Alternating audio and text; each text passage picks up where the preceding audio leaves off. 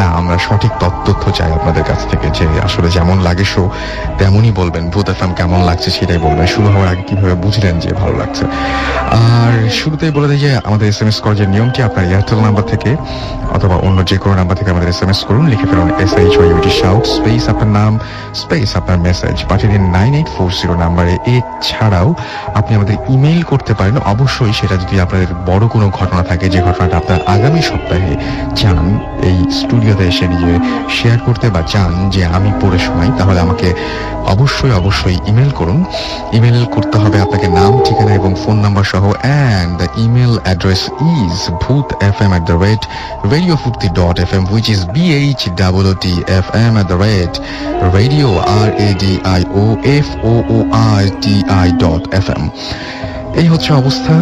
আমি দেখতে পাচ্ছি অনেক SMS রয়েছে এবং আমি ইনশাল্লাহ আপনাদের SMS গুলো একটা পড়বো, এবং আমি জানি যে SMS পড়লে আপনারা খুশি হন, না পড়লে অনেক কষ্ট পান। আমি বুঝি, সবাই বোঝে, মাসুম বুঝে না। তো আমি এখন সরাসরি ঘটনায় চলে যাই। আপনাদের পাঠানো ঘটনা দিয়েই শুরু করছি। আমাকে SMSটি পাঠিয়েছেন আবু তোহা মোহাম্মদ তামাম। এটা কি তামিম হবে কিনা আমি ঠিক জানি না। তিনি একজন পেশায় একজন ছাত্র, মিরপুর 1-এ তিনি থাকেন, এবং তিনি বলছেন যে আমার এই ঘটনাটি 2004 সালের, তখন আমি সবেমাত্র ক্লাস 9-এ।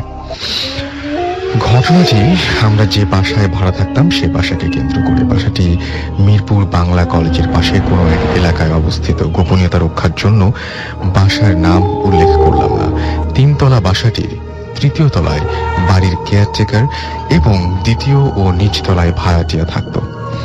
বাসাটির পরিবেশ খুব সুন্দর ছিল এবং বাসাটি অত্যন্ত সুন্দর পরিকল্পনা মাফিক তৈরি করা হয়, কারণ এই বাসাতে বাড়িওয়ালাদের থাকার কথা ছিল, কিন্তু বাড়িওয়ালি মারা যাবার পর তারা সপরিবারে আমেরিকা চলে যায়। 2001 সালে নিচতলা ভাড়া নেই আমরা। প্রথম 2 বছর কোনো সমস্যা হয়নি, কিন্তু 3য় বছর থেকে সমস্যা শুরু হতে থাকে। বাসার পশ্চিম পাশে একটি অগভীর জলাশয় ছিল এবং জায়গাটি ফাঁকা ছিল, কেউ সেখানে যেত না। আমি একদিন গভীর রাতে হঠাৎ ছোট বাচ্চার কান্নার শব্দ শুনতে পাই। শব্দটি সেই জলাশয়ের দিক থেকে আসছিল। প্রথমে আমি এটাকে তেমন আমলে দেই নাই, কিন্তু সেই থেকে প্রতিদিন বিভিন্ন ধরনের শব্দ শুনতে লাগলাম, যেমন কুকুরের কান্নার শব্দ, বিড়ালের কান্নার শব্দ। আমার পরিবারের সবাইও সেই শব্দ শুনতে পেত, কিন্তু শব্দের কোনো উৎস খুঁজে পাওয়া যেত না। আজব ব্যাপার হচ্ছে, শব্দগুলো শুধু আমার পরিবারের সবাই শুনতে পেত, অন্য ওপরতলা বা অন্য বাড়ির কেউ পেত না। বাড়িতে মোট 5টি রুম ছিল, সবগুলো আমরা ব্যবহার করতাম না। একটি রুম খালি ছিল। তো এবার আমি গভীর রাতে একবার সেই রুম থেকে মানুষের কথা বলার ফিস ফিস শব্দ শুনতে পেলাম। আমি হতবাক হয়ে গেলাম, কিন্তু এসবকে তেমন গুরুত্ব দেইনি। এবার শব্দ আসা শুরু করলো আমাদের লিভিং রুমের সাথে টয়লেট থেকে। সেখানে কান্নার শব্দ, কিন্তু টয়লেট ছিল ফাঁকা। এরপর টয়লেটের লাইট কেটে গেল। নতুন লাইট লাগানোর 3 দিনের মাথায় আবার লাইট কেটে যায়। এভাবে 1 মাসে 10টি লাইট পরিবর্তন করা হয়। ইলেকট্রিশিয়ানকে ডেকে আনার পরও সে লাইনে কোনো সমস্যায় খুঁজে পায়নি। তারপর থেকে টয়লেটটিতে আমরা লাইট লাগানো বন্ধ করে দেই। আমার মা বরাবরই অত্যন্ত সাহসী ও পরহেজগার। তিনি প্রচুর আমল ও ইবাদত করতেন। তো এসব ঘটনা প্রত্যক্ষ করার পরও তিনি ভয় পেতেন না। তো আমার মা পাশের বাড়ি এক পুরাতন ভাড়াটিয়ার কাছে জানতে পারেন যে আমাদের বাসার যে টয়লেটটিতে সমস্যা হচ্ছিল, সেই টয়লেটটি বেশ কয়েক বছর আগে একটি কাজের মেয়ে আত্মহত্যা করে, যেটি আমরা আগে জানতাম না। পরে কেয়ারটেকার ক্ষমা প্রার্থনা পূর্বক সে আমাদেরকে কথাটি জানায় এবং সে স্বীকার করে। কিন্তু সমস্যার এখানেই শেষ নয়। এসব জানার পরও আমাদের বাসাটি ছাড়ার কোনো সিদ্ধান্ত গ্রহণ করা হয়নি, কারণ আমার মা জানতে চেয়েছিলেন বাসাটির আসল সমস্যা কোথায়। এবার সমস্যা হলো আমার মায়ের বেডরুম সংলগ্ন টয়লেটে। সমস্যাটি হলো, টয়লেটে কোনো পানির কল ধরলে ইলেকট্রিক শক খাওয়ার মতো অনুভূতি হতে লাগলো, যার কোনো ব্যাখ্যা আমাদের কাছে ছিল না। এই সমস্যার কিছুদিন পর আমার জন্মদিনের আগের দিন বিকেলে আমরা খাটে শুয়েছিলাম। হঠাৎ ঘুমের মধ্যে আমি স্বপ্নে ওই খাটেই আমাকে বসা দেখলাম, এবং 7-8 বছর বয়সী ছোট ছেলে দরজা দিয়ে আমার রুমে প্রবেশ করে, আমার খাটের কাছে এসে দাঁড়ায়। ছেলেটির গায়ের রং ছিল কুচকুচে কালো। আমি ভয় পেয়ে গেলাম তাকে দেখে। সে আমার দিকে চোখ বড় বড় করে তাকিয়ে বলল, তুই, তোর মা এবং পরিবারের সবাই এখান থেকে চলে যায়, না হলে একটা বড় ক্ষতি হয়ে যাবে। কথাটি বলার পরপরই সে অদৃশ্য হয়ে গেল, আর আমি বিছানা থেকে লাফ দিয়ে উঠলাম। আমার কাছে ব্যাপারটি স্বপ্ন মনে হলো না, মনে হলো সত্যিই ছেলেটি এখানে এসেছিল। তো আমি মাকে গিয়ে সব বললাম, তিনি আমাকে অভয় দিলেন। ঘটনার পরের দিন আমার জন্মদিন ছিল। তো আগের দিন বিকেলে ঠিক সেই সময়ে, আমি যে সময় ছেলেটিকে স্বপ্নে দেখেছি, ঠিক সেই সময় আমার মা ফ্লোরে পা পিছলে পড়ে যায় এবং তার কোমরের হাড়ে ফ্র্যাকচার হয়ে যায়। প্রায় 4 মাস পর্যন্ত তিনি বিছানায় শুয়েছিলেন। এরপর আমি মাকে বাসা পরিবর্তনের কথা বলি, কিন্তু আমার মা তখনও বাসা ছাড়তে চাচ্ছিলেন না। এর কিছুদিন পর আমাদের বাসায় এবং ওপরতলায় এক ভয়াবহ ডাকাতি সংঘটিত হয়। যদিও ডাকাতেরা আমাদের বাসা থেকে তেমন মূল্যবান কিছু পায়নি, কিন্তু আজব ব্যাপার হচ্ছে, ডাকাতরা যাবার সময় আমাকে এবং মাকে এই বাসা ছেড়ে যাওয়ার জন্য অনুরোধ করে। তারা বলে যে এখানে আপনারা থাকতে পারবেন না, সবাই শেষ হয়ে যাবেন। কিন্তু কেন শেষ হয়ে যাব তার ব্যাখ্যা তারা দিতে পারেনি। শুধু বলেছে এই বাসায় সমস্যা আছে, আর এই সতর্ক বার্তা শুধু আমাদের জন্যই কেন তা বুঝতে পারলাম না। তো এই ঘটনার পর আমরা বাসা পরিবর্তনের সিদ্ধান্ত গ্রহণ করি। বাসা ছেড়ে যাওয়ার 2 দিন আগে আমার মা মেডিটেশনরত অবস্থায় এক ভয়াবহ দৃশ্য দেখতে পেলেন। তিনি দেখতে পেলেন যে তার বেডরুমের এক পাশে অনেক গভীর গর্ত, এবং সেই গর্তের মধ্যে দিয়ে পাশাপাশি শোয়া অবস্থায় 2টি পাথরের কালী মূর্তি শুয়ে আছে। মূর্তিগুলো দেখতে 100 বছরের পুরনো মনে হয়। তারপরও আমরা নতুন বাসায় চলে আসি এবং বাসাটি ছেড়ে দিই। আমার মা আমাকে তিনি যা দেখেছেন বললেন। এই বিষয় নিয়ে আমি অথবা আমার মা আর কেউ কারোর সাথে কোনো এই ব্যাপারগুলোতে নিয়ে শেয়ার করিনি। এই ছিল ঘটনাটি সম্পূর্ণ সত্যি, এবং আমার ও আমার পরিবারের জীবনের সাথে ঘটে যাওয়া এখানে বিশ্বাস অবিশ্বাস সম্পূর্ণ শ্রোতার উপর নির্ভর করে। আমার নাম সুব্রত কুমার দা। আচ্ছা, আরেকটা ঘটনায় চলে গেছিলাম আমি। এই ছিল ঘটনা, এবং এই ঘটনাটি আরো একবার বলি। পাঠিয়েছেন আমাদেরকে আবু তোহা মোহাম্মদ তামাম, ছাত্র তিনি, এবং মিরপুর 1-এ তার বাসা, ঢাকায় তিনি বাস করছেন। এই ছিল ঘটনা। এর মধ্যে দেখতে পাচ্ছি যে আপনাদের অসংখ্য SMS চলে এসছে। আমাকে দীপ্ত লিখেছেন যে ভাইয়া নতুন তিনি আমাদের সাথে জয়েন করেছেন। এছাড়াও আমাদের সাথে জয়েন করেছেন বাঁধন ফ্রম চিটাগং, এবং আজ তিনি তার ছোট ছেলে অন্তরকে নিয়ে, অন্তর একা একা শুনছে তিনি বলছেন যে তার হাজবেন্ড বাসায় নেই এবং তার খুবই ভয় করছে। আচ্ছা, এছাড়াও মোহাম্মদ তুফান আমাদের কুমিল্লা থেকে লিখেছেন যে ভাইয়া আমি নতুন, আমাদের সাথে তিনিও জয়েন করলেন। এছাড়াও চিটাগং থেকে দীপু বলেছেন প্লিজ ভাইয়া আজকে আমার SMS-টা পড়ো। আমি পড়ে ফেললাম আপনার SMS। আমাকে পিয়াস SMS করেছেন নারায়ণগঞ্জ থেকে। এছাড়াও আমাকে সবুর খান SMS করেছেন। এছাড়াও আমাকে SMS করেছেন, দেখতে পাচ্ছি এখানে সোহান, তিনি রেগুলার আমাদের সাথে থাকেন এবং রেগুলার আমাদের সাথে শোনেন, সেটা জানিয়েছেন। আশিক, পপি, প্রিয়া, প্রীতু, এবং আমাদেরকে গৌরীপুর থেকে তারা SMS করেছেন, এবং তারা বলেছেন যে তারা ভূত FM অনেক পছন্দ করেন। ফারুক আমাদের SMS করেছেন, লিখেছেন আমি 1 মাস পর ভূত FM শুনছি। মানিক আমাদের SMS করেছেন আমাদেরকে, নামটা লেখেনি, শুরুতেই বলেছেন ডিয়ার রাসেল। আমি জানি না যে আপনার নামটা কি, শুরুতে নামটা লিখবেন তাহলে খুব সুবিধা হয়। দেলোয়ার নর্দার্ন ইউনিভার্সিটি খুলনা থেকে লিখেছেন, এবং তিনি এবং তার রুমমেট একসাথে ছাদের উপরে বসে ভূত FM শুনছেন। এই শীতের রাতে অনেক কষ্ট হচ্ছে, আপনারা নিচে চলে যান কারণ অসুখ করবে এখন ছাদে থাকলে। রনি আমাদের ময়মনসিংহ থেকে লিখেছেন যে আজকের ঘটনাগুলো তার ভালো লাগছে, কিন্তু ঘটনাগুলো বলাটা ঠিক হচ্ছে না, মাত্র একটা ঘটনা বলা হয়েছে। রিফাত তিনি কক্সবাজারের বিচে বসে আছেন এবং ভূত FM শুনছেন, এবং তিনি অসম এনভায়রনমেন্ট, রাইট, শোনাটা আপনি অনেক মজা করে শুনছেন বুঝতে পারছি। সাগর আমাদের SMS করেছেন, ভূত FM শুনছেন। মনমন শান্তিনগর থেকে লিখেছেন যে সামটাইমস আই থিঙ্ক, যে তিনি কখনো সময় তার মনে হয় যে ঘটনাগুলো হয়তো সত্যি নয়। হু নোস, আমি ঠিক জানি না। আপনারাই ঘটনা পাঠান, সুতরাং আপনারা যদি সত্যি ঘটনা পাঠান তাহলে ডেফিনেটলি সেগুলো সত্যি। ব্র্যান্ড বস আমাদের লিখেছেন। জাহিদুল আমাদের SMS করেছেন। আনিকা কবির আমাদের SMS করেছেন। জিকু আমাদের SMS করেছেন। আরো অনেক SMS করেছেন। আমরা ঘটনায় চলে যাব, তবে তার আগে কোনো ব্রেক কি আমাদের দরকার আছে? এখন আগে আমরা ঘটনায় যাবো। একটা ছোট্ট ব্রেক নিয়ে আসছি এবং ফিরে আসছি একটু পরেই। যাবার আগে জানিয়ে দিই যে আপনারা যারা SMS করতে চান তারা এয়ারটেল নাম্বার থেকে বা অন্য যে কোনো নাম্বার থেকে আমাদের SMS করুন। লিখে ফেলুন SHOUT শাউট স্পেস আপনার নাম স্পেস আপনার মেসেজ, পাঠিয়ে দিন 9840 নাম্বারে। আর আমাদের ইমেল অ্যাড্রেস হচ্ছে bhutfm@radiofurti.fm। Stay tuned to Radio Furti and don't stop the Furti. Bhut FM, haunted by Airtel.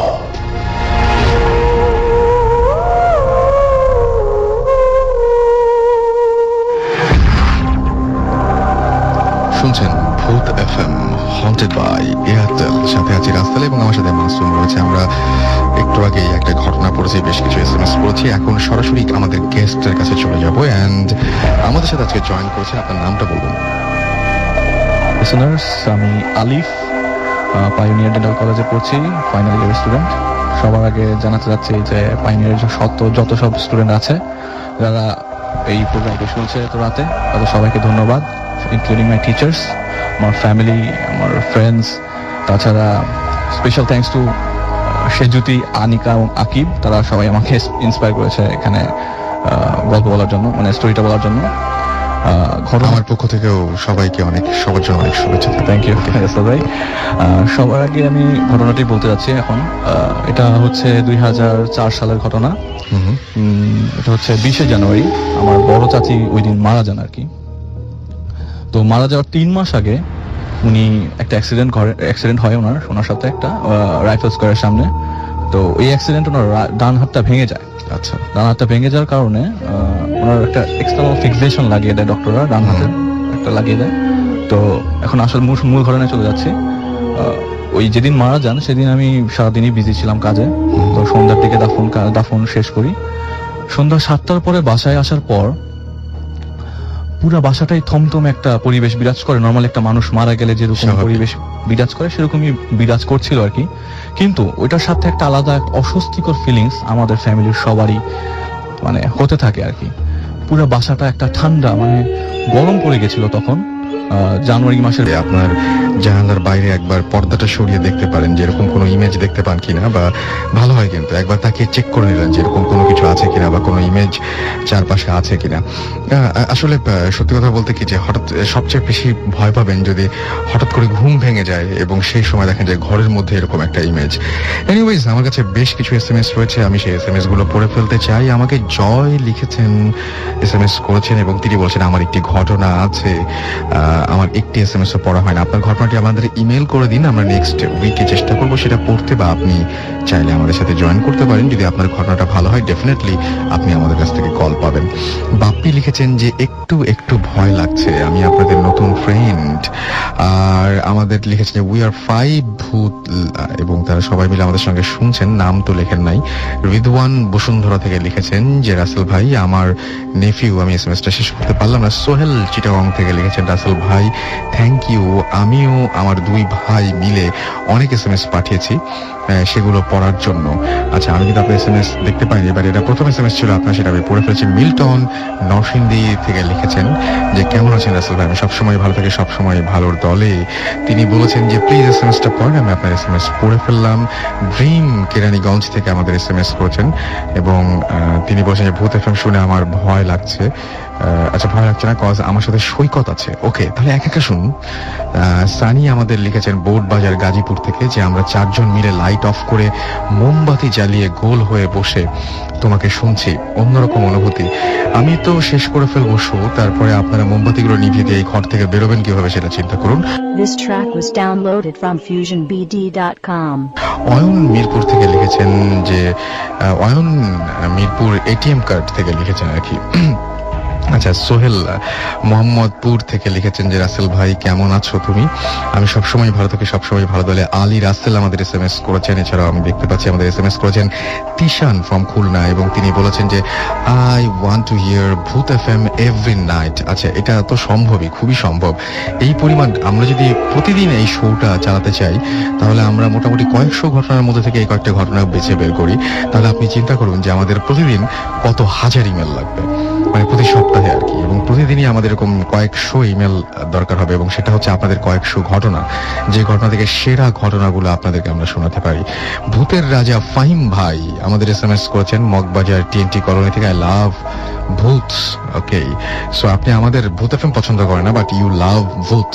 ওকে, জুয়েল গাজী আমাদের লিখেছেন, রাসেল ভাই আমি আপনার এই প্রোগ্রামের খুব ভালো লাগে এবং আমার জীবনে ঘটে যাওয়া অনেকগুলো ঘটনা আছে, আপনাদের চিঠি পাঠানো যাবে? ডেফিনেটলি চিঠি পাঠানো যাবে। রেডিও ফুর্তি আর আমাদের পোস্ট বক্সটি হচ্ছে 984, এখানে আপনি ইচ্ছা করে চিঠি পাঠাতেই পারেন। আমাদের লিখেছেন যে আমার নাম প্রিন্স, আমি শেরপুরে থাকি, আমি এই ফার্স্ট SMS করলাম, আমার বাসায় কেউ নাই, আমি একা একা শুনছি, খুব ভয় লাগছে। ওকে, চিটাগং থেকে দীপু লিখেছেন যে মানে যারা ভয় পাচ্ছেন তাদেরকে আমি বলবো যে আপনাদের আসলে কিছু বলা নেই, আপনারা এনজয় করছেন ভয়টাকে। চিটাগং থেকে দীপু আমাদের SMS করেছেন, আমি আজ একা ভয় পাচ্ছি। আচল এবং অরণি আমাদের খুলনা থেকে SMS করেছেন এবং তিনি বলেছেন যে উই আর টু সিস্টার্স এবং তারা দুজনেই আমাদের সঙ্গে রয়েছেন একসাথে। So thanks for being with us. এবং যারা SMS পাঠাচ্ছেন তাদেরকে অনেক অনেক ধন্যবাদ। যারা SMS পাঠাচ্ছেন এখনো নিয়মটা জানেন না তাদেরকে বলে দেই, আপনার মোবাইলের মেসেজ অপশনে গিয়ে টাইপ করুন SHOUT শাউট স্পেস আপনার নাম স্পেস আপনার মেসেজ পাঠিয়ে দিন 9840 নাম্বারে, আপনার এয়ারটেল নাম্বার বা অন্য যে কোনো নাম্বার থেকে। আর চলে যাব আবারও ঘটনায়, এবং আমাদের সঙ্গে আরো একজন গেস্ট রয়েছেন, তার নামটা, আপনার নামটা বলুন প্লিজ।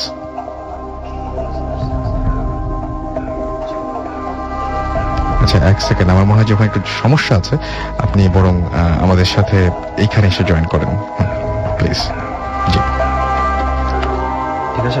আইটু কাছ থেকে বলতে হবে। ওকে, হ্যালো ওকে, হ্যালো লিসনার্স, আমি মোহাম্মদ ইরফান খন্দকার বলছি পাইনিয়ার ডেন্টাল কলেজ থেকে। ফার্স্ট অফ অল আমি এই অপরচুনিটি নিতে চাই কিছু মানুষকে ধন্যবাদ জানানোর জন্য, স্পেশালি সব লিসনার্স যারা এখন শুনছেন, এবং পাইনিয়ার ডেন্টাল কলেজে আমাদের 14 ব্যাচের যারা স্টুডেন্ট আমাদেরকে সাপোর্ট করার জন্য, এবং যারা শুনছেন এখন আমাদের কলেজের সিনিয়র ভাই বোনেরা এবং জুনিয়ররা যারা শুনছেন, থ্যাঙ্কস ফর ইউর সাপোর্ট। এবং অলসো টিচার্স যারা শুনছেন সবাইকে ধন্যবাদ। আমিও বলবো যারা ইন্সপায়ার করেছেন আপনাদেরকে, তাদেরকে বলবো বেশি বেশি করে ইন্সপায়ার করুন, যাতে আমরা বেশি বেশি করে গেস্ট পাই এবং আপনাদের ভালো ভালো সব ঘটনা উপহার দিতে পারি। Thank you guys. প্রথমে আমরা এখন কাহিনীতে চলে যাই। আচ্ছা, কাহিনীটা হচ্ছে পল্টনের একটা বাসায় আর কি হয়। আমার বাসাটা হচ্ছে আমার ফুপির বাসা। তো কাহিনীটা হচ্ছে আপনার 15-16 বছর আগের কাহিনী হবে। আমি তখন ক্লাস 2 বা 3-তে পড়ি আর কি।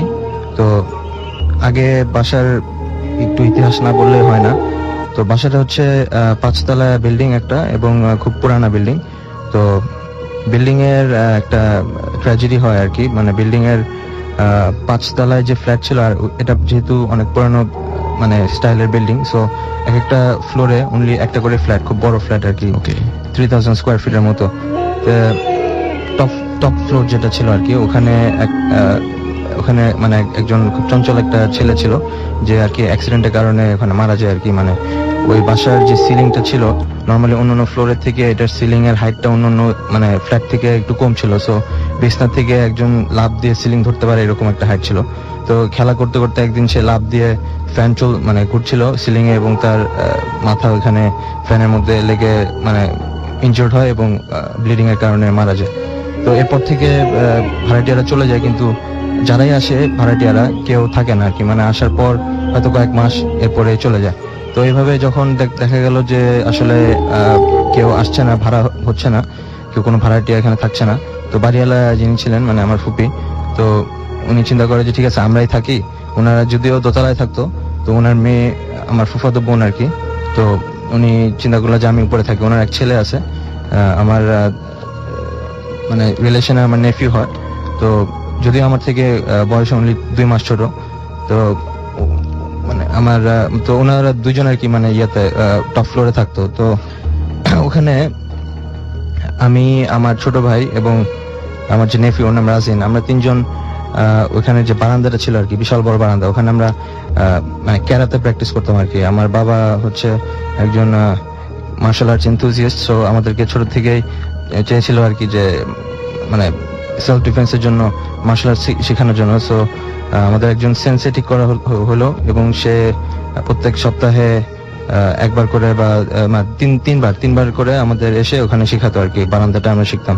তো এখন যে কাহিনীটা হলো আর কি, তো ফার্স্ট অফ অল মেইন কাহিনীর আগে আগে বলতে হয় যে আমি ওখানে আমার কিছু ওখানে কিছু মানে অদ্ভুত অনুভূতি হয়েছিল আর কি, ওইটা এই জিনিসটা আমি আগে বলতে চাই।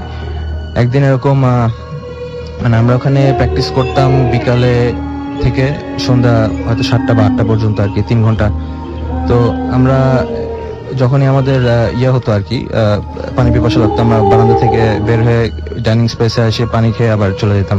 তো বেশ দূর ছিল আর কি বারান্দা, ডাইনিং স্পেস, এবং মাঝখানে একটা বড় হলওয়ে ছিল, এবং এই হলওয়ের ডান দিক এবং বাম দিক এক একটা দরজা ছিল, যে দরজাগুলোতে বিভিন্ন রুমে ঢুকে আর কি। তো এরকম একদিন আমি পানি খেতে আসলাম, পানি খেলাম, খেয়ে যখন আমি ব্যাক করছি তখন সন্ধ্যার পর আর কি, আমাদের প্র্যাকটিস প্রায় শেষের দিকে চলে আসছে। তো আমি ব্যাক করার সময় যে হলওয়েটা, ওই হলওয়েটা খুব একটা উজ্জ্বল মানে ছিল না, মানে ওখানে অনলি একটা লাইটই ছিল, 60 ওয়াটের একটা বাল্ব ছিল। সো আপনারা বুঝতে পারছেন যে একটা ব্রাইটনেস কত হতে পারে, অনেক লম্বা হল। তো এখন ওইখানে আমি যখন হাঁটা শুরু করলাম, ওই হলওয়ের মাঝপথে বাথরুমের দরজা ছিল আর কি, ওখানে একটা বাথরুম ছিল। তো আমি হাঁটা শুরু করলাম, যখন বাথরুমের দরজাটা পার করার পর আমি আমার পিছে আমার মতো ফুটস্টেপস আর কি শুনতে পারলাম। মানে ফ্লোরটা যেহেতু ছিল মোজাইকের আর পুরানা ছিল, সো ওখানে মোজাইকের, আসল ভাই আপনি মনে হয় বুঝতে পারবেন, মানে মোজাইকের যদি পুরান ফ্লোর হয়, পাড়া দিলে কিন্তু একটা শব্দ হয়, কিচকিচ করে একটা শব্দ হয়। আচ্ছা। তো আমি তো হাঁটলে অনলি আমার শব্দই শুনবো, আমি তো অন্য কারো শব্দ শুনবো না। কিন্তু আমি ওই সময় আমার পিছে অন্য মানে আরেকজনের শব্দ শুনতে পাচ্ছিলাম। তো আসলে আমি ওই সময় ওই জিনিসটা অত ভাবে খেয়াল করেনি।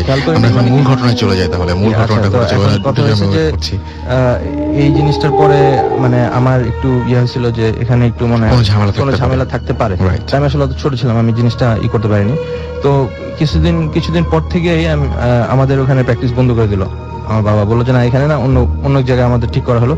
তো আমি তখন রাজিনকে জিজ্ঞেস করলাম যে কি এরকম কেন, তখন ও তো প্রথমে বলতে চায় না আমাকে, পরে বললো একদিন যে নর্মালি সন্ধ্যার পরে উপরে ওকে একা যেতে দেওয়া হয় না বাসায়, ওর মা ওকে সবসময় নিয়ে যায় রাতে ঘুমানোর সময়, আবার পরের দিন নিচে নিয়ে আসে পড়ে। ওকে।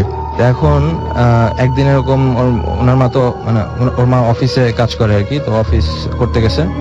তো ওই দিন সে সন্ধ্যার পরে সে পড়তে বসছে পরীক্ষা, তো কিছু বই সে আনতে ভুলে গেছে উপর থেকে।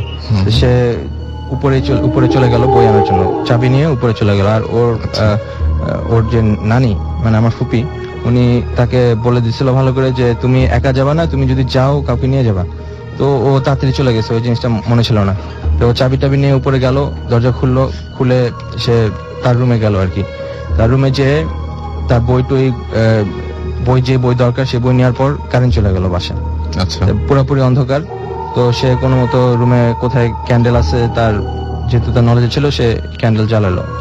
তো ক্যান্ডেল জ্বালানোর পরে সে এখন বের হবে আর কি, রুম থেকে বের হয়ে যে হলওয়েতে আসলো, দেখলো যে ক্যান্ডেল নিভে গেল, মনে করলো যে হয়তো বাতাসে, কিন্তু সে আবার জ্বালায়, আবার হলওয়েতে গেল, নিভে গেল। এভাবে করতে করতে সে চিন্তা করলো যে আমি হলওয়েতে দাঁড়ায় আমি ক্যান্ডেলটা জ্বালাবো। হলওয়েতে সে দাঁড়ায় সে ক্যান্ডেল জ্বালালো, কিন্তু দেখলো যে আবার নিভে গেল, এবং সে এবার স্পষ্ট ফিল করলো কেউ ফু দিয়ে ক্যান্ডেলটা নিভাই দিচ্ছে। আচ্ছা। তো তখন সে একটু ঘাবড়ে গেল যে এরকম হচ্ছে কেন। তো সে চিন্তা করলো আমি এখন তার মায়ের রুম, যেটা আর কি একদম হলওয়ের একদম শেষ মাথায় একটা রুম আছে, সে ওখানে যাবে আর কি। ওখান থেকে সে মানে লাইটার আছে আর কি, সে লাইটার নিয়ে আসবে আর কি, লাইটার নিয়ে জ্বালাবে। লাইটার তো নিভে আবার ইনস্ট্যান্টলি আবার অন করা যায়। তো সে যখন হাঁটা শুরু করলো, অন্ধকারের মধ্যে হাঁটা শুরু করলো হলওয়ে দিয়ে, তখন সে হাফওয়ে যাওয়ার পরে সে মানে শুনতে পারলো যে পিছ থেকে কে জানি হাঁটছে, তার সাথে পিছে কে জানি হাঁটছে, ফুটস্টেপ। তো সে প্রথমে থেমে পিছে তাকালো, অন্ধকার, সে তো কিছু দেখতে পারছে না। তো সে আবার যখন কন্টিনিউ করলো হাঁটা, তখন সে আবার মানে শুনতে লাগলো আর কি যে পিছে কে জানি হাঁটছে। তো মানে এরপর সে ভয় পেয়ে গেল এবং সে দৌড় দিল। সে পিছে তার মানে দৌড়ালে যে ফুটস্টেপ হয় ঠিক মানে সেরকমই ফুটস্টেপ সে শুনতে লাগলো আর কি পিছে। তো সে তাড়াতাড়ি তার মায়ের রুমে যে দরজাটা সিটকি নিয়ে আটকে দিয়ে সে বিছনায় শুয়ে পড়লো। বিছনায় শুয়ে লেপ দিয়ে পুরো গা ঢেকে ফেললো, এবং সাথে সাথে বিছনার পাশে একটা ইন্টারকম ছিল যেটা দিয়ে নিচে কথা বলা যায়, দোতলায় ফোন করা যায়। সে ফোন দিয়ে তার নানিকে বললো যে তুমি তাড়াতাড়ি উপরে আসো। আমি শব্দ শুনতেছি, তুমি তাড়াতাড়ি উপরে আসো। তো ওই সময় ফোনে শোনার পরপরই তার নানি তাকে বকা দিল যে তুমি একা গেছো কেন, তোমাকে তো বলছি কাউকে নিয়ে যেতে। তো বলছে যে আমি এখনই আসতেছি। তো সে ফোনটা রেখে আবার লেপে নিচে চলে যায়, রুম অন্ধকার। আচ্ছা, তো এখন মানে 1-2 মিনিটের মধ্যে সে দেখতে পারলো যে তার দরজার মধ্যে প্রথমে হালকা পাতলা শব্দ নক করার, এরপরে ধাপ করে দরজাটা খুলে গেল। কে জানি ধাক্কা মেরে দরজা খুলে ফেললো এবং সে লেপের নিচে। সে লেপের থেকে বের হইতে খুব ভয় পাচ্ছে যে আমি কি বের হবো নাকি বের হবো না। সে ওই সময় দেখতে মানে লেপের সাইডে একটু মানে ফাঁকা ছিল আর কি, সে ওখান দিয়ে বাইরে দেখতে পাচ্ছে যে লাইট দেখা যাচ্ছে, কিরকম একটু সাদা সাদা লাইটের মতো দেখা যাচ্ছে, কিন্তু সেই জিনিসটা কি পুরো ফুল ভিউতে তো নাই, সে বুঝতে পারছে না। তো এটার কারণে সে খুব ভয় পাচ্ছিল যে সে কি বের হবে না কি করবে। আর সে তারপর একটু পরে শুনতে পাচ্ছে যে ওই যে জিনিসটা আছে মানে রুমে আছে তার সাথে, সেটা বিছনার পাশ দিয়ে হাঁটতেছে, তার চারপাশে সার্কেল করে। চারপাশে সার্কেল করার মতোই আর কি, সে শুনতে পাচ্ছে আর কি। তো এখন সে যখন প্রায় 1-2 মিনিট এভাবে যখন হতে থাকলো, সে তারপরে ডিসিশন নিল মানে এখন ডু অর ডাই সিচুয়েশন, তার কিছু একটা করতে হবে। তার হয়তো সে ভয় পাচ্ছে, সে যদি এখানে থাকে তার কিছু করে ফেলবে জিনিসটা। আর সে চিন্তা করতেছে আমি যদি এখন পালাই তাহলেও তো আমাকে ধরতে পারে, কিন্তু সে ডিসাইড করলো যে না, আমাকে পালাইতেই হবে যেমনি হোক, কারণ না পালালে মানে অ্যাটলিস্ট পালালে তার একটা চান্স আছে এখান থেকে এসকেপ করার। তো সে লেপটা খুলে দৌড় দিল তার মানে দরজা যেখানে ছিল, রুমের দরজার দিকে দৌড় দিল। এবং সে তখন যেটা দেখতে পারলো যে রুমের দরজার সামনে একটা সাদা আলোর মতো একটা কিছু ওখানে আছে আর কি, দাঁড়িয়ে আছে আর কি, মানে বাতাসে ভাসতেছে। তো সে যেহেতু দৌড়ের অ্যাটেম্প মানে অলরেডি নিয়ে নিছে, সে আর থামে নাই। সে এক চিল্লানি দিয়ে দৌড়ায় সেই আলোর ভিতর দিয়ে মানে ভিতর দিয়ে চলে গেল আর কি, আলোর ভিতর দিয়ে ঢুকে গেল বডিটা, ঢুকে বের হয়ে সে হল বেঁধে হাঁটা শুরু করলো দরজার দিকে। এখন এমনিতে অন্ধকার, কিন্তু ওর পিছে আলো, সে দেখতে পাচ্ছে মানে সে তো যেহেতু অন্ধকারটা তো কিছু দেখার কথা নেই, কিন্তু আলোটা তার সামনের রাস্তা যেখানে সে দৌড়াচ্ছে সেখানে মানে পিছ থেকে আলো আসার কারণে সে সামনে একদম মেইন ডোরটা দেখতে পাচ্ছিল যেখানে থেকে বের হতে হবে। সে দৌড়াচ্ছে আর পিছ থেকে আলোটা সামনে, সে বুঝতে পারছে যে তার পিছে আলোটা দৌড়ে আসছে। তো সে দৌড়াতে মেইন গেটে যখন গেল, যায় সে মেইন গেট খোলা, মেইন গেটের দিকে যাওয়ার সাথে সাথে দেখলো যে তার নানি উপরে চলে আসছে কাজের মানুষদেরকে নিয়ে। এসব তাদেরকে তো জড়ায় ধরলো যে এরকম কি জানি আছে পিছে, কিন্তু তারা তাকে দেখলো কিছু নেই, পুরো অন্ধকার। তারপরে নিচে নিয়ে গেল, নিচে নিয়ে যাওয়ার পর ওকে তো আসলে এগুলো কিছুই বলা হয়নি। পরে ওর মাও আসলো রাতে ওই দিন, তারপরে এগুলো সব ওকে বলা হলো যে এই হয়েছে এখানে, তুমি আর উপরে যাবে না। এরপর থেকে উপরের থেকে তাদের যে জিনিস যা ছিল আর কি, বিলঙ্গিংস সবকিছু নিচে নিয়ে আসে বললো, তারা আর উপরে থাকে না এবং ওই বাসা এখন পর্যন্ত মানে লক এন্ড কিতে রাখা হয়েছে আর কি। থ্যাংক ইউ সো মাচ আপনার ঘটনার জন্য। আমি কিছু এসএমএস পড়বো এখন। মাইকেল মাসুদ আমাদের ময়মনসিংহ থেকে এসএমএস করে বলছেন, রাসেল ভাই আমি নিউ ফ্রেন্ড বৃষ্টি, আমার নিউ ফ্রেন্ড বৃষ্টি ভূত এফএম শুনছি এবং থ্যাঙ্কস বলো ভাইয়া। আমি থ্যাঙ্কস বললাম। উত্তরা থেকে তামান্না আমাদের এসএমএস করেছেন, ভাইয়া তুমি কেমন আছো? আমি সবসময় ভালো থাকি, সবসময় ভালো দলে। তিনি প্রথমে এসএমএস করছেন এবং তিনি বলছেন প্লিজ আমার এসএমএসটা পড়ো। আমি এসএমএস পড়ে ফেললাম। ফাহাদ খুলনা থেকে এসএমএস করেছেন, সাদিয়া, ময়না আপু, তিন্নি আর আমি ভূত এফএম শুনছি। আচ্ছা, এরপরেও আরেকজন এসএমএস করেছেন, তিনি বলছেন ছাদের উপরে কোনো জানালা নাই কিন্তু ইমেজ দেখার চেষ্টা করছি একা একা বসে। অর্জুন এসএমএসটি করেছেন। থ্যাংক ইউ অর্জুন, একটু আপনি অ্যাটলিস্ট ট্রাইটা করছেন এবং আর কিছুদিন ট্রাই করলে ডেফিনেটলি আপনি দেখে ফেলতে পারেন। আপনি একটা কাজ করুন, আকাশের দিকে তাকান, একবার ডানে একবার বামে, এরকম নিয়ম করে তাকাতে হবে। কতগুলো নিয়ম আছে, এবার আমি পরে বলবো। সাগর আমাকে লিখেছেন ফ্রম রাজশাহী থেকে যে রাসেল ভাই আমি এবং টুম্পা দুইটা এসএমএস দিলাম কিন্তু এসএমএস পড়লো না। আমি আপনার এসএমএসটা এখন পড়ে ফেলেছি। আপনি রনি আমাদের লিখেছেন যে তারা তিনজনই ডক্টর এবং তারা একসাথে আমাদের এই শো শুনছেন এবং তাদের নাম হচ্ছে রনি, কতিজ, রাজীব। ওকে। রেশমি আমাকে বরিশাল থেকে লিখেছেন যে I have sent you 1000 SMS এবং আমি একটাও নাকি পড়ি নাই। আই এম রিয়েলি সরি, আমি আপনার এসএমএস এই প্রথম দেখলাম। I am really sorry for that. Ananya Toha Jessore থেকে আমাদের লিখেছেন, যশোর MM কলেজ থেকে, যে আমার ওয়াইফ এবং আমি শুনছি। এটা আমার প্রথম SMS, কিন্তু আমি ভূত এফএম মিস করি না। কেউ একজন লিখেছেন, নামটা লিখেননি। তানিয়া লিখেছেন, ভাইয়া প্লিজ রিড মাই SMS। আমার SMS আপনি পড়েন না কেন ভাইয়া? এটা একেবারেই আমার কোনো সমস্যা না, বিলিভ মি। আবির এবং আপন লিখেছেন ময়মনসিংহ থেকে, রাসেল ভাইয়া চারিদিক অন্ধকার, ভূত এফএম শুনতে খুব ভয় লাগছে। অন্ধকারই রাখুন, না হলে ভয়টা যদি না পান তাহলে মজা শেষ হয়ে যাবে। মো এবং পলাশ, তারা দুজন মিলেন, তারা নিউলি ম্যারিড কাপল। ওকে, কংগ্রাচুলেশনস। এবং আমি আশা করি যে আপনারা খুব একটা হ্যাপি একটা লাইফ লিড করবেন দুজন মিলে, ম্যারিড লাইফ লিড করবেন আপনারা দুজন মিলে, আমি সেটাই আশা করব। খুব মজা করে তারা আমাদের শো শুনছেন। থ্যাংক ইউ সো মাচ আমাদের সঙ্গে থাকার জন্য। আমরা ছোট্ট একটা ব্রেক নিব এবং তারপরে ফিরে আসবো। সো স্টেট ইন রেডিও ফুর্তি অ্যান্ড ডোন্ট স্টপ দ্য ফুর্তি। যারা SMS করতে চান তারা SMS করে এয়ারটেল নাম্বার থেকে বা অন্য যে কোনো নাম্বার থেকে লিখে ফেলুন SHOUT শাউট স্পেস আপনার নাম স্পেস আপনার মেসেজ পাঠিয়ে দিন 9840 নাম্বারে। আর আমাদের ইমেল অ্যাড্রেস হচ্ছে bhutfm@radiofurti.fm। ইমেল পাঠিয়ে দিন নাম, ঠিকানা এবং ফোন নাম্বার সহ। ফিরে আসছি একটু পরে, কোথাও যাবেন না, রেডিও ফুর্তির সাথেই থাকুন।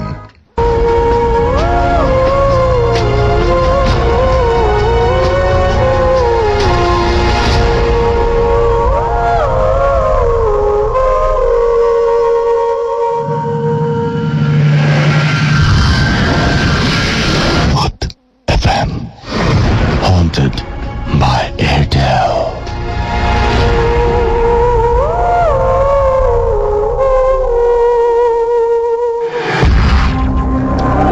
শুনছেন ভূত এফএম হন্টেড বাই এয়ারটেল। আমি রাসেল আছি সাথে, এবং আমার সাথে মাসুম রয়েছেন, আজকের গেস্ট রয়েছেন, যারা চমৎকার সব ঘটনা উপহার দিচ্ছেন আপনাদেরকে। আর যারা এখানে উপস্থিত থাকতে পারেননি কিন্তু ইমেইলের মাধ্যমে আমাদের সাথেই রয়েছেন, তেমনই একজন সুব্রত কুমার দাস। তিনি বয়রা বাংলাদেশ কৃষি বিশ্ববিদ্যালয় সংলগ্ন ময়মনসিংহ থেকে আমাদের এই ইমেলটি পাঠিয়েছেন। লিখেছেন, শীতের একটা ভৌতিক ও অদ্ভুত রাতের শুভেচ্ছা জানিয়ে শুরু করলাম, সাথে এক গ্লাস ঠান্ডা খেজুরের রস থাকছে। কই দেখতে পাচ্ছি না ভাই। আপনি একটা কাজ করুন, 9840 নাম্বারে এখনই পাঠিয়ে দিন, সেন্ড করে দিন আমাদেরকে, আমরা ডেফিনেটলি তাহলে পেয়ে যাব। আচ্ছা, যাই হোক, তিনি লিখেছেন যে আমি যে ঘটনাটা পাঠালাম তার প্রত্যক্ষদর্শী অবশ্য আমি না। আজ থেকে 26-27 বছর আগের ঘটনা। আমাদের বাড়ির সবার কাছে এটা যেন এখনো জীবন্ত। আমার দাদু, আমার বাবার বাবা ও আমার ছোট ভাই দুজনেই খুব সাহসী ছিলেন। রাতে নদীতে মাছ ধরা ছিল তাদের প্রচন্ড নেশা। আমাদের বাড়ি থেকে প্রায় 1 কিলোমিটার দূরে পুরাতন ব্রহ্মপুত্র নদ। চরাঞ্চল হাওয়ায় আধা কিলোমিটারের মধ্যে কোনো জনবসতি ছিল না। সেদিন ছিল অমাবস্যার ঘোর অন্ধকারের রাত। দাদু ও তার ভাই লণ্ঠন ও মাছ মারার কোচ নিয়ে প্রায় রাত 12:30টার দিকে বেরিয়ে পড়ল। তাদের মা নাকি সেদিন বারবার করে যেতে বারণ করেছিলেন, তবু তারা গেল।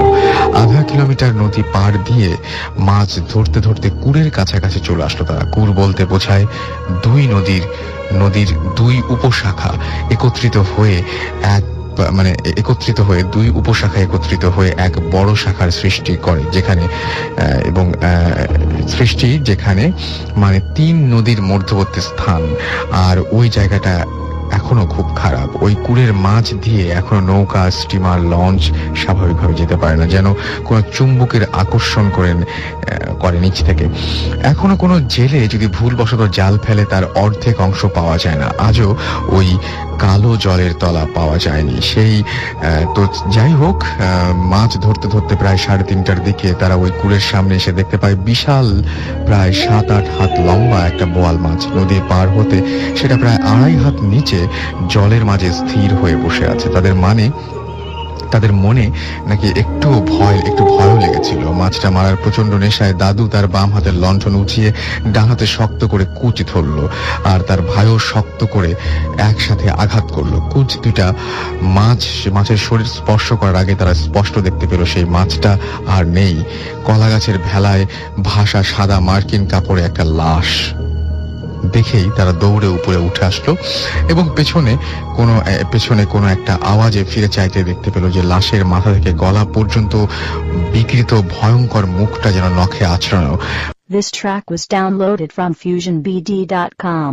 বোঝা যায় মৃত, কিন্তু চোখ দুটো যেন জল করে আকাশের দিকে চেয়ে আছে। তারা পেছনে না তাকিয়ে দুজন দুদিকে জোরে দৌড় দিল।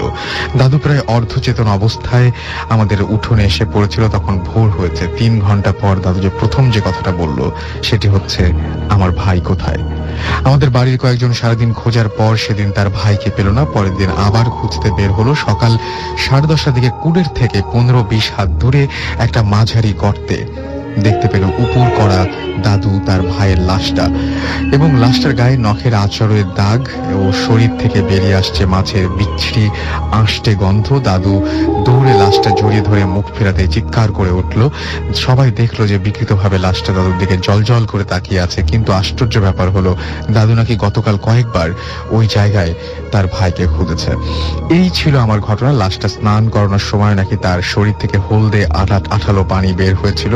প্রায় এই ঘটনা আমার গায়ে কাঁটা দিয়ে ওঠে।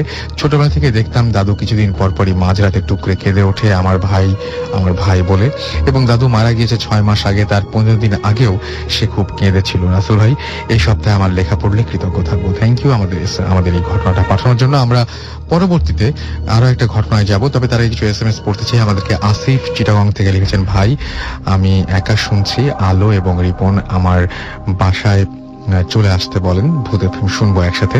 আমি চলে আসতে বললাম, তারা যদি চায় তাহলে অনেক মজা করে একসাথে শুনতে পারবেন। নিশাত লিখেছেন যে আমরা 4 জন রুমের লাইট অফ করে দিয়ে ভূত এফএম শুনছি।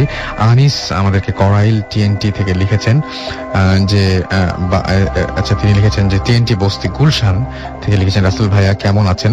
আমি সবসময় ভালো থাকি এবং সবসময় ভালোর দলে।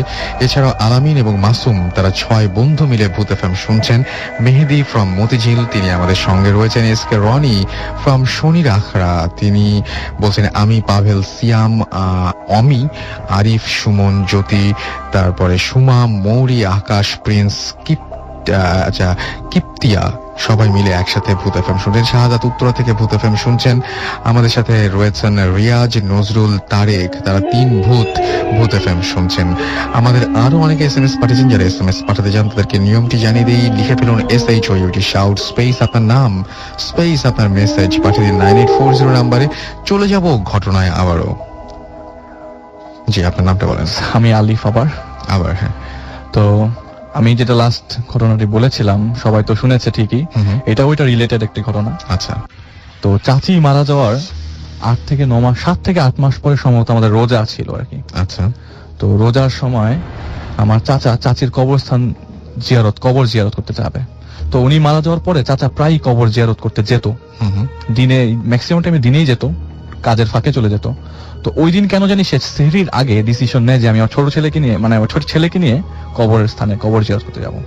তো আমরা সবাই জানি যে আজিমপুর কবরস্থানে রাত 12টার পর কবর দেওয়া যায় না, বা ওখানে ভিজিটররা ঢুকতে পারে না। আচ্ছা। তো সে কিভাবে জানি চান্স পেয়ে যায়, কারণ সেহরির সময় হুজুরা সম্ভবত বিজি ছিল সেহরি নিয়ে, সেহরি করবে বলে কোন রকম ভাবে একটা দরজা খোলা ছিল, সে ঢুকে যায় কবরস্থানে, কবর জিয়ারত করতে চলে যায়। তো আমার চাচির কবরটা ছিল বিডিআর গেট থেকে একটু আগে, এবং এটা ইস্ট সাইডে আজিমপুর কলোনির সাথে। আচ্ছা। একদমই সাথে, দেয়ালটার একদম কর্নার। ওকে। তো সে হেঁটে একটা জায়গা আছে, আমরা সবাই জানি যারা কবর দিতে গেছি। তো এটা আপনার একটা জানাজার স্থান আছে, যদি কোনো লাশ জানাজার দেওয়া না হয় তাহলে ওইখানে জানাজার দেয়। আচ্ছা। তো ওইটা ক্রস করার পরে একটা প্রচন্ড ঝড় আসলো, ঝড়টা বাতাস দিয়ে প্রচন্ড ঝড় আসলো, এবং আকাশ প্রায় মেঘলা। আচ্ছা। তো বাতাস ধুলা বালি উঠছে। তো আমার চাচাকে বাতাসটা ঠেলে সামনে নিয়ে যাচ্ছে, সে যাচ্ছিল সামনে, বাতাসটা পিছন থেকে বাতাস দিয়েই ধাক্কা দিচ্ছে আর কি। আচ্ছা। সামনে যাচ্ছে। তো হঠাৎ করে তার চোখ পড়লো, সাথে ছিল আমার চাচাতো ভাই। হঠাৎ করে তার চোখ পড়লো, একটা মানুষ কাপড়ের শাড়ি পরে, একটা মহিলা মানুষ মাথার মুখের মধ্যে হাত দিয়ে কাঁদছে, প্রচন্ড কাঁদছে। আচ্ছা। এবং সেটা ওভারলুক করে সামনে এগিয়ে যায়, কিন্তু তার ছেলে আগাতে চায় না। আমার চাচাতো ভাই সে আগাতে চায়, হাতটা মুখ দিয়ে ঢাকা ছিল, সে কাঁদছে, প্রচন্ড জোরে জোরে কাঁদছে। এবং এক কাতারে দাঁড়ালে অন্য কাতার কিন্তু ভালোই দূরে, বেশ দূরে, অনেক দূরে হওয়ার কথা। তো ওখান থেকে সাউন্ডটা পাওয়া যাচ্ছে। সে ওভারলুক করে সামনে আগাতে থাকলো, যে এত দূর কষ্ট করে চলে আসছি, আমি কবরটা জিয়ারত করেই যাই। আচ্ছা। তো চাচাতো ভাই প্রচন্ড ঝড়, তাও সে সামনে এগিয়ে যায়। তো এগিয়ে যাওয়ার সময় ওকে আর টানতে পারে না, বাবা আমি যাবো না সামনে, আমার খুব ভয় লাগতেছে। কেন? আমি এরকম ভাবে একজন মানুষকে কাঁদতে দেখলাম। ও মাই গড, মানে দুজনেই দেখছেন দুজনেই তার মানে? দেখছি। আচ্ছা। ওইখানে একটা মানুষও ছিল না, খালি ওইটাই ছিল, সে যেটা দেখতে পেয়েছে আর কি। আমাকে তো বলেছে ঘটনাটা, হুম। সে দেখতে পেয়েছে। আচ্ছা। তো সে সামনে যায়, ওকে জোর করেই সামনে নিয়ে যায়, কিন্তু ওই বাতাসের কারণে উনি আর যেতে পারছিল না সামনে। উনি যখন ব্যাক করে, যে না মন মানিয়ে ফেলেছে যে আমি চলে যাবো, যখন ব্যাক মানে ঘুরে নিজে ঘুরে যায়, ঘুরে ডান সাইডে, যে সাইডটা আপনার আজিমপুর ওই পাশে যে ওয়েস্ট সাইডে, তার ডান সাইডে তখন ওয়েস্ট সাইড পড়ে। অনেকগুলো মানুষ কাতারের মধ্যে খালি পায়ে হাঁটছে, কারো হাতে ছিল তসবি, হুম। কেউ মাথায় মানে কেউ হাঁটছে, মাথা উঁচু করে হাঁটছে, কেউ মাথা নিচু করে হাঁটছে, এবং প্রতিটা কাতারে রাস্তায় লোন আবার দাঁড়িয়ে যাচ্ছে। I can see it. তো, প্রতি কাতারে একজন একজন পাশাপাশি কেটে কেটে যাচ্ছে প্রতি কাতারে, এবং কর্নারেও কবরের উপর দিয়েও কেউ হেঁটে হেঁটে যাচ্ছে। এইটা দেখার পরে ওনার আর ওই জায়গায় মন বসে না, উনি পুরো স্টান্ড হয়ে দাঁড়িয়ে যায়। উনি আগাতেও পারছে না, উনি কি করবে উনি চিন্তা করতে পারছিল না। বুড়ো মানে বয়স হয়ে গেছে 55 অ্যাবাভ। তো সে মানে আল্লাহওয়ালি মানুষ, তারপরে সে ভয় পেয়ে গেল যে আমি এটা কি দেখতেছি, আমি কবরস্থানে এসে আমি কি দেখতেছি। সেটাই। কবরস্থান মোস্ট পবিত্র প্লেস হ্যাঁ। ইন দ্য ওয়ার্ল্ড, কিন্তু আমি এটা কি দেখতেছি, আমি এরকম দেখতেছি কেন, এত মানুষ দেখতেছি কেন আমি এখানে? এখানে একটু একটু একটু আগে একটু মানুষ ছিল না। আমি যখন দেখি একজন মানুষ, কিন্তু ঘুরে দেখলে ওই মানুষটা নাই আর, যে মুখে কাপড় দিয়ে মুখে হাত দিয়ে কাঁদছিল, সে নাই। ওর ছোট ছেলে মানে আমার চাচাতো ভাইটা কাঁদছিল, ওইটা ও দেখতে পায়, সবগুলো সব সিন দেখতে পায়। তো দুইজন একসাথে দেখছে, এটা খুবই দুজন একসাথেই মানে দেখছে, অদ্ভুত ব্যাপার। মানে অদ্ভুত একটা ব্যাপার। তো চাচা মানে আর নড়তে পারছে না, সামনে আগাতে পারছে না, কিছুই আগাতে পারছে না, সে স্টেপ দিতেই পারছে না। তখনও তার থেকে ওই কবরস্থান মানে জানাজার স্থানটা একটু দূরেই। হুম। তখন সে দূর থেকে দেখলো একজন লোক দৌড়ে আসছে, এটা ছিল একটা হুজুর, আচ্ছা। ওইখানকার একজন হুজুর, যে নর্মালি কবর জিয়ারত করতে এসে দুয়াট কালাম পড়ে, হুম। লোকদের সাথে এসে তাকে নিয়ে যায়। সে দৌড়ে এসে, আপনি এখানে কি করেন? হুম। এখানে তো আমরা রাত 12টার পর কোনো ভিজিটর ঢুকতে দেই না, আপনি কেন আসছেন? আপনাকে তো এখানে, আপনি কিভাবে ঢুকলেন এখানে? বলে, আমি তো গেট খোলা পাইছি ভাই, আমাকে বাঁচান। সে খুবই অসহায় বলে যে আমাদের বাঁচান। হুম। এটা বলতে বলতে সে পড়ে গেল, সে আর হাঁটতে আচ্ছা। পারতেছে না। তো ওই হুজুর তাকে কষ্ট করে ধরে নিয়ে, তো আমরা যা সবাই জানি যে কবরস্থানে ঢোকার পর দোতলা একটা বিল্ডিং আছে যেখানে হুজুরা থাকে, তো তাকে নিয়ে সে রুমে নিয়ে যায়, পানি খাওয়ায়, তাকে নর্মাল কন্ডিশনে নিয়ে আসে, এবং নিয়ে আসার পর বলে আপনার কখনো আজিমপুর কবরস্থানে রাত 12টার পরে আসবেন না, কাউকে নিয়ে আসবেন না, একাও আসবেন না, কাউকে নিয়েও আসবেন না। কারণ 1টার পর 12টার পরে আমরাও প্রায় অনেক সাউন্ড শুনি, কিন্তু আমরা এটা ওভারলুক করে যাই। হুম। আমাদের দেখেন একটা জানালাও খোলা না, আমরা কোনো জানালা খোলা রাখি না এখানকার, আমরা জানালা বন্ধ করে ঘুমাই যাই। তো এখন সেই সময় আপনি চান্স পেয়েছেন, ঢুকে গেছেন, আপনার এটা কখনোই করবেন না।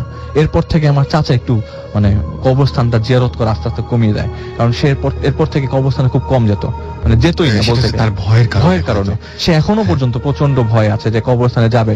সে নাকি এখনো প্রায় মানে স্বপ্নের মধ্যে হোক নরমালি মানে ওই মানুষের হাঁটার সাউন্ড গুলা পায়, এবং যে যখন সে দেখে মানুষগুলো হাঁটছে, কারো পায়ে কোনো স্যান্ডেল ছিল না, সবাই ছিল খালি পায়ে, এবং সবার পরনে ছিল কাফনের কাপড়। আচ্ছা। সো এরকম মানে একটা খুবই মানে আমি অদ্ভুত এটা টাইপের ঘটনা, মানে রাসেল ভাই আমি বলছিলাম আর লোম কুচিটা স্বাভাবিক, দাঁড়িয়ে যাচ্ছে। খুবই স্বাভাবিক, আমি এটা আমার খুবই কাছে স্বাভাবিক। 3-4 দিন এবং আগে আপনি তো শুনে নিশ্চয়ই যিনি এক্সপেরিয়েন্স করেছেন সরাসরি ওনার তো তার কাছ অবস্থা থেকে আরো শুনেছেন, খারাপ। তিনি যেভাবে বলেছেন আরো বর্ণনাগুলো অন্যরকম ছিল, আর অনেক অনেক ভয় লাগার কথা।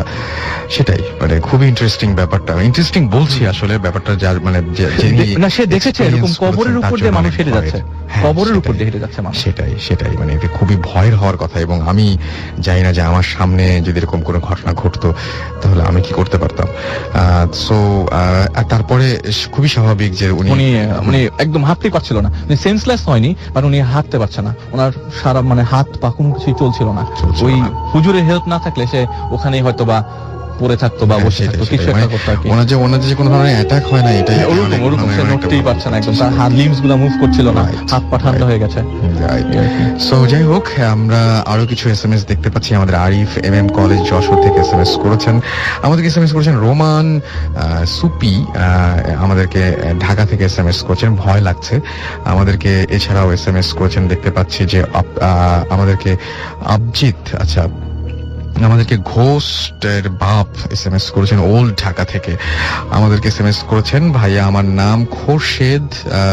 এছাড়াও আমাদেরকে আবরার এসএমএস করেছেন আমাদেরকে অনেকগুলি। রনি চিটাগং থেকে যে ভাইয়া আর কত এসএমএস দিলে পড়বে আমি, আচ্ছা, এবং তিনি বলছেন যে তিনি আমাদের ভূত এফএম শুনছেন। আচ্ছা, আপনাকে আর এসএমএস দিতে হবে না, আমি এসএমএসটা পড়ে ফেলেছি। থ্যাংক ইউ আমাদেরকে এসএমএস পাঠানোর জন্য। রোমান আমাদের এসএমএস করেছেন। এনিওয়েজ, আমরা আবার একবার জানিয়ে দিই যে আমাদের এসএমএস করার নিয়মটা হচ্ছে bhuthfm@radiofurti.fm।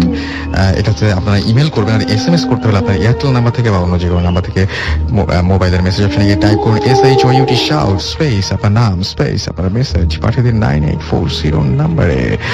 আর সেই সাথে আমি বলি, আরো একবার বলতে চাই, সেটা হচ্ছে যদি আমাদের এই শোটা আজকে আনফরচুনেটলি কেউ মিস করেন, আমি জানি যে অনেকেই অনেক আশা করে, অনেক কষ্ট করে, অনেক সময় বের করে কালকের কথা চিন্তা না করে আমাদের সাথে আছেন, তারপরে যদি কেউ জাস্ট ইন কেস মিস করে ফেলেন, তাহলেও হতাশ হবার কিছুই নেই। আপনি এয়ারটেল এম রেডিওর সাহায্য নিতে পারেন। আপনার এয়ারটেল নাম্বার থেকে ডায়াল করুন 4040 এবং সিলেক্ট করুন চ্যানেল 22, আর আপনি তারপরে দেখবেন যে একের পর এক এপিসোডের অপশনগুলো আপনি পেয়ে যাচ্ছেন এবং আপনি আপনার পছন্দের এপিসোডটি বেছে নিন সেখান থেকে।